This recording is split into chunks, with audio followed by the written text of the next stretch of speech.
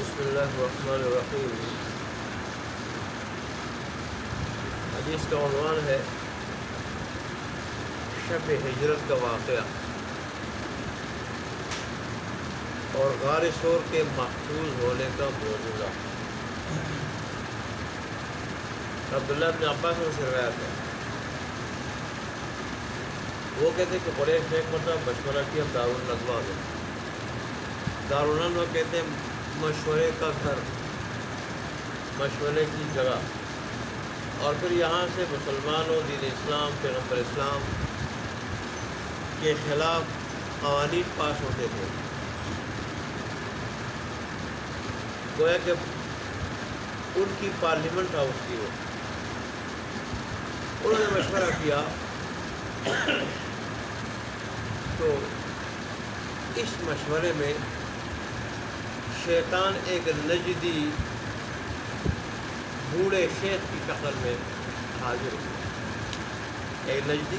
شیخ کی شکل میں حاضر ہوا اور کہنے لگا میں اس لیے حاضر ہوا ہوں کہ مجھے پتہ چلا تم لوگوں کا مشورہ ہے، میں تمہیں قیمتی مشورے دوں۔ یہ بات جب کہی تو قریش کو اس کی بات بڑی پسند آئی، سب نے اپنے درمیان اس کو بٹھا دیا اور بڑی عزت کے ساتھ اس کو جگہ دی۔ اس کے بعد ہشام ابن عامر نے کہا کہ اس طرح کرو، رسول اللہ کے بارے میں بتایا، مشورہ رسول اللہ کے بارے میں ہو رہا تھا کہ ان کو رسیوں سے باندھ کے قید میں ڈالو اور ایسی جگہ قید کرو کہ وہاں آنے جانے کا کوئی راستہ نہ ہو، نہ کوئی آ جا سکے، بس ایک بڑا سوراخ چھوڑ دو جس میں کھانا پینا ڈال سکے، اور اس وقت تک پھر اس کو آزاد نہ کیا جائے کہ جب تک مر نہ جائے۔ شیطان نے کہا کہ یہ تو بڑا کمزور مشورہ دیا ہے، کمزور رائے ہے، بڑی کمزور۔ شیطان نجدی شیخ نے کہا بڑی کمزور رائے ہے، رسول اللہ کے خاندان کو جب پتہ چلے گا تو وہ تم سے لڑتے ہوئے، سارے جمع ہو کے لڑتے ہوئے آ جائیں گے اور رسول اللہ کو چھوڑا کے لے جائیں گے۔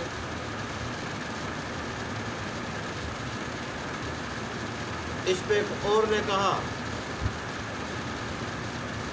کہ جلاوطن کر دو، جلاوطن کر دو۔ دوسری جگہ پھر بے شک دعوتیں دیتا پھرے لوگوں کو اور وہاں جو ہے نا اپنی تبلیغ کرے، تمہاری قوم کے لوگ تو کم از کم اس تبلیغ سے بچ جائیں گے، یہاں تو دین نہیں پھیلے گا۔ تو جلاوطن کر دو، ہم میں تو راحت مل جائے گی۔ شیطان نے کہا یہ رائے بھی ٹھیک ہے، تم تو تبلیغ سے بچ جاؤ گے، مزید پھیلنے سے اسلام کے، تمہاری قوم جو ہے مزید اس دین میں داخل ہونے سے بچ جائے گی، لیکن دوسری جگہ جائے گا تو وہاں اپنی مظلومیت کا اظہار کرے گا۔ مظلومیت کا کہ مجھے نکالا گیا ہے، اللہ کی طرف سے نبی بنا کے آیا تھا ان کے پاس، انہوں نے مجھے نکالا ہے اور میرے ساتھ زیادتی کی ہے، اور وہاں پھر دوسری جگہ اس طرح اپنی مظلومیت کا اظہار کر کے اپنی دعوت عام کر کے بہت سارے لوگ ایمان لے آئیں گے،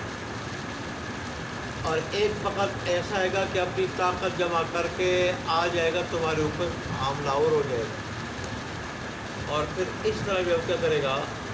تمہیں خراب کرے گا۔ اس میں ابو جہل لعین نے رائے دی اپنی، اس نے کہا میں تو کہتا ہوں کہ ہر قبیلے سے ایک ایک آدمی جوان لیا جائے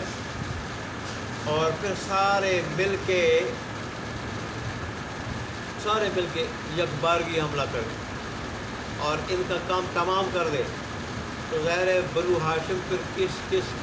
سے پھر انتقام لیں گے؟ ساروں سے تو انتقام نہیں لے سکتے، ساروں سے جب انتقام نہیں لے سکیں گے تو آخر دیت پہ راضی ہو جائیں گے، دیت پہ راضی ہو جائیں گے تو دیت ہم سارے مل کے دے دیں گے۔ ہم سب نے مل کے اگر دیت دینی پڑی تو کیا ہوگی ہمارے لیے، کوئی مشکل نہیں ہوگی۔ دینے کے لیے. اس طرح ان کا بھی کام تمام ہو جائے گا اور دیت بھی ہم آسانی سے دیں. اس بوڑھے شیخ یعنی شیخ شیطان ابلیس لعین نے کہا اس جوان نے بڑی زبردست رائے بڑی زبردست رائے اور اسی پہ عمل کرنا چاہیے. اور جب اس نے تعریف کی تو پھر سب نے تعریف کی. اور ایسا ہو گیا کہ کڑیل قسم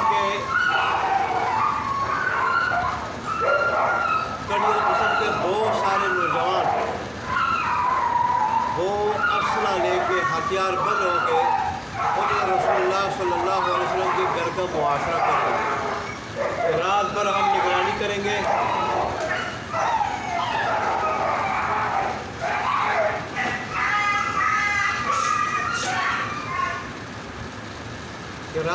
نگرانی کریں گے اور صبح ہوتے ہی حلہ بول دیں گے, ہم حملہ کر دیں گے, یک بارگی آپ ہم تمام کر دیں گے. ادھر اللہ تبارک و تعالیٰ نے بعض روایات کے مطابق دن کو اللہ تبارک و تعالیٰ نے اپنے حبیب کو بتایا تھا کہ اس قسم کا منصوبہ آپ کے خلاف بننے والا ہے, منصوبہ بننے والا. آپ اس طرح کریں, اپنے بستر پر عزیزوں کو سلا دیں اور حضرت ابوبکر صدیق کو لے کے مدینے کی طرف نکل گئے. پہلے غار ثور میں رہے, اس کے بعد پھر مدینے کی طرف نکل گئے اور باقی تمہاری حفاظت کا میں انتظام کروں گا. چنانچہ جب رات ہوئی تو ان کڑیل نوجوانوں نے جب محاصرہ کر لیا تو رسول اللہ صلی اللہ علیہ وآلہ وسلم ان کے سامنے حضرت کو بات کو سمجھائی, ان کو اپنی جگہ جو ہے سلانے کا کہا اور سلا دیا اپنی جگہ کہ صبح لوگوں کی امانتیں وہ بھی دینی. لیکن لوگوں کے سامنے ان نوجوانوں کے سامنے اپنے گھر سے نکلے. ان نوجوانوں نے نکلتے بھی دیکھا رسول اللہ اور رسول اللہ صلی اللہ علیہ وسلم نے ان نوجوانوں سے باتیں بھی کی اور پھر اس کے باوجود رسول اللہ صلی اللہ علیہ وسلم ان کے بیچ سے نکلے. وہ دیکھ رہے تھے لیکن پھر بھی وہ رسول اللہ صلی اللہ علیہ وسلم کو روک نہ سکے, کچھ بگاڑ نہ سکے اور اس طرح رسول اللہ صلی اللہ علیہ وآلہ وسلم نکل گئے. سارے نے بہت بڑے عالم ہیں, یہ محدث سے بہت بڑے, انہوں نے بہت ساری روایتیں لکھی ہیں تو جو اور جگہ آئی ہیں اور جگہوں میں آئی ہیں. تو رسول اللہ صلی اللہ علیہ وآلہ وسلم ان کے بیچ میں اور پھر اس طرح حضرت ابوبکر صدیق کے گھر گئے, وہاں سے ان کو لیا. حضرت ابوبکر صدیق جو جا رہے تھے غار ثور کی طرف رسول اللہ کے ساتھ, کبھی آگے بڑھتے دیکھتے, کبھی پیچھے آتے اور دیکھتے, کبھی ادھر جاتے کبھی ادھر جاتے اور مقصد تھا کہ رسول اللہ صلی اللہ علیہ وسلم پر کوئی حملہ نہ کرے, کوئی تاق میں بیٹھا ہوا حملہ نہ کر دے, نہ آگے سے نہ دائیں سے نہ بائیں سے نہ پیچھے سے. اور اس طرح رسول اللہ صلی اللہ علیہ وآلہ وسلم اور پھر خاص کر جب جبل ثور پہ پہنچے وہاں رسول اللہ صلی اللہ علیہ وسلم کو کندھے پہ اٹھا لیے, کندھے پہ, اور پھر اوپر غار تک لے گئے. وہاں پھر غار میں رسول اللہ صلی اللہ علیہ وسلم غار میں جانے سے پہلے باہر رسول اللہ صلی اللہ علیہ وسلم کو کھڑا کیا اور خود اندر گئے, آپ نے صفائی کی, پورے غار کی صفائی کرنے کے بعد پھر رسول اللہ صلی اللہ علیہ وآلہ وسلم کو بلا لیا اور رسول اللہ صلی اللہ علیہ وسلم آپ حضرت ابوبکر صدیق رضی اللہ عنہ کی جولی میں گود میں سر رکھ کے سو گئے اور آپ نے تو باقی سارے سوراخوں میں اپنی چادر پھاڑ کے دے دی. ایک سوراخ باقی بچا, اس میں ایڑی دے دی جس کے اندر سام تھا, اس نے ڈسا تھا آپ کو اور بڑا کوئی زہرالود وہ تھا, سام تھا, وہ سخت زہر رکھنے والا. پھر آپ کو تکلیف ہو رہی تھی تو آپ کی آنکھوں سے آنسو ٹپک رہے تھے, اس سے رسول اللہ صلی اللہ علیہ وسلم جاگ گئے. تو بہرحال یہ کافروں نے انتظار کیا. جب صبح ہوئی انہوں نے یک بار کی حلہ بول دیا اور جب دیکھا بستر پہ جنہوں نے تو کہا کہ آپ کے وہ ساتھی کہاں ہیں, آپ کے یہ ساتھی بستر کی طرف اشارہ کیا کہ آپ کے ساتھی کہاں ہیں, انہوں نے کہا مجھے نہیں معلوم، مجھے معلوم ہو نہیں۔ اور پھر یہ رسول اللہ صلی اللہ علیہ وآلہ وسلم کے نقش قدم پہ جبل سور تک پہنچے۔ وہاں اللہ تبارک و تعالیٰ نے ایک جگہ کے بعد نشانات خلط ملط کر دیے، ان پہ خلط ملط کر دیے، مشتبہ کر دیے، لیکن پھر بھی وہ پہاڑ کے اس جگہ پہنچے جہاں یہ غار تھی۔ انہوں نے جب دیکھا غار پہ کہ وہاں مکڑی نے جالا بنا دیا ہے، جالا مکڑی نے، اور کبوتر نے گھونسلہ بنا کے انڈے دیے ہیں، انہوں نے کہا بھائی ادھر تو کوئی گیا نہیں،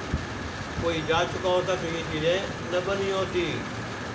وہ تو گئے ہوں گے تو ابھی گئے ہوں گے، اور یہ بہت پرانی چیزیں لگ رہی ہیں۔ تو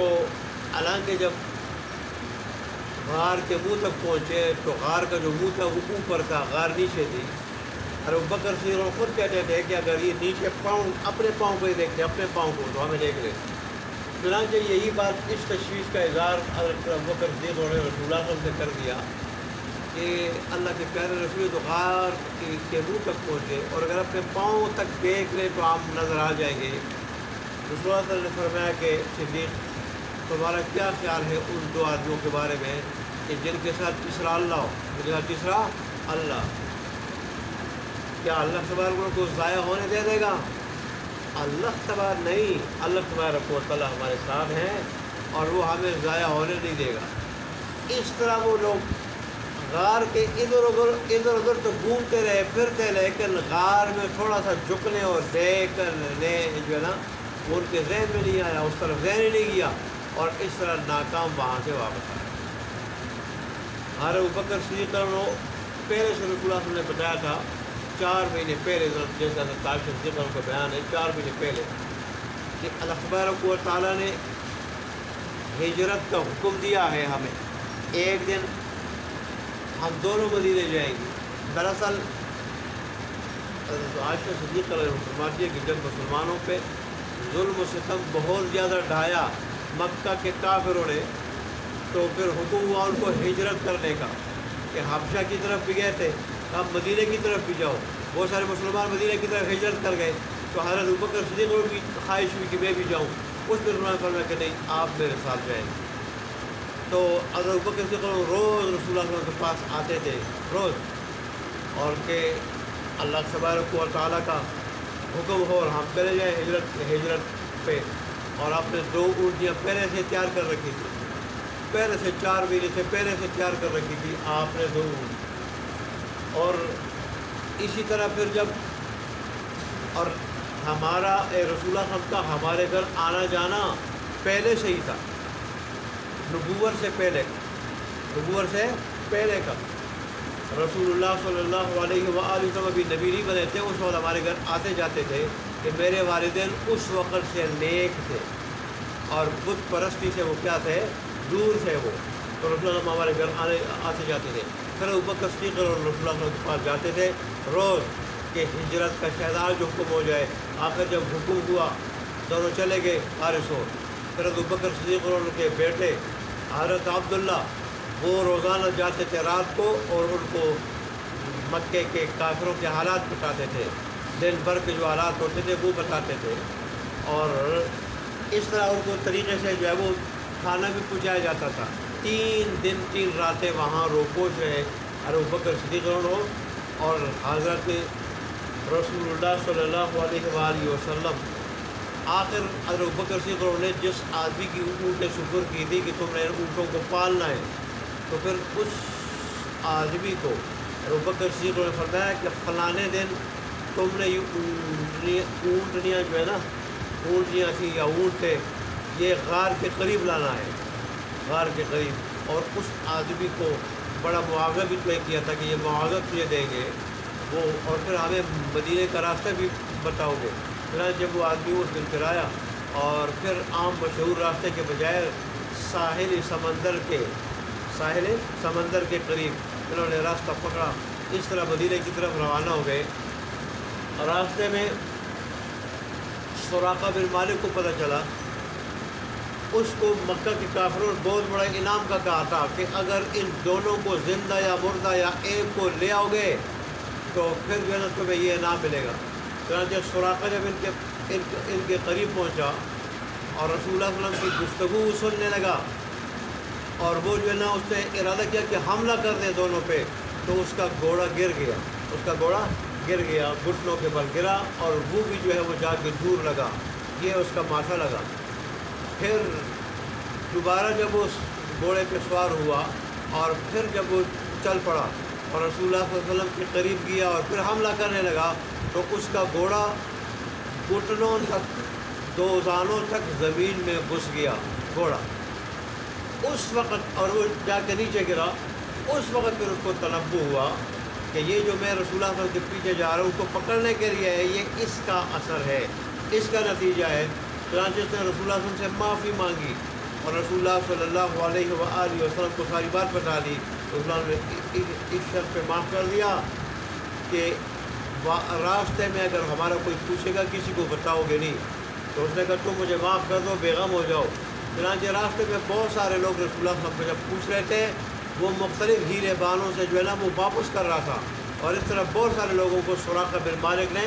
واپس کر دیا، اور رسول اللہ صلی اللہ علیہ وسلم کو تسلیم رہو بخیر و عافیت مدینے پہنچ گئے۔ تو یہ وہ ظاہر ہے اس میں رسول اللہ صلی اللہ علیہ وسلم کے کئی معجزات ہیں۔ ایک غار کے منہ تک جب پہنچے تو وہاں اللہ نے دو کبوتروں کو بھیجا، انہوں نے انڈے دیے،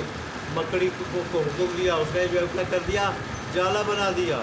اور پھر دیکھیں سراقہ بن مالک کا یہ واقعہ، پھر وہ آدمی وہاں تک پہنچے لیکن جھکنے کا ان کو کیا ہوا،